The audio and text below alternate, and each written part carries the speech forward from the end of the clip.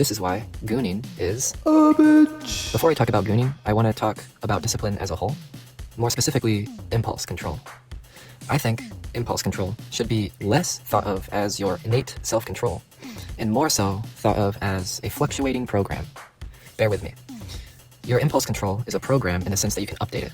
You can raise the threshold that determines the level of temptation you're able to overcome. So resiliency, basically. When you overcome temptation, your resiliency goes up, your impulse control goes up. And yeah, so you do this by instilling the habit within you of repeatedly overcoming temptation. When you give into temptation, your impulse control goes down, and when you overcome temptation, your impulse control goes up.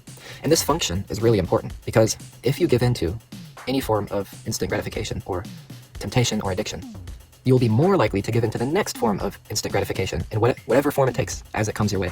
So give into one form of addiction, the next opportunity you have at instant gratification, you'll be more susceptible to because you gave into the initial one. And this fact makes it really easy to spiral down into, well, just total debauchery if you follow the path of pleasure all the way.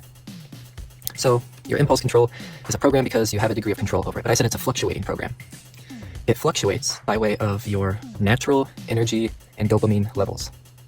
Your sleep, your nutrition, your physical activity / exercise habits, and just generally how you live your life as a whole determines how much energy and dopamine you have at any given moment. When energy and dopamine are high, your impulse control is higher, and when energy and dopamine are low, your impulse control is lower. So you have a large degree of control over your impulse control. If you live healthily and you're good at telling yourself no in the face of mindless pleasure, you can ensure that your impulse control remains at the mercy of its natural fluctuations and not at the mercy of destructive patterns of behavior. Gooning is one such destructive pattern of behavior because it's a form of instant gratification that follows you around wherever you go. Your sex organ is always attached to your body. You can't avoid it.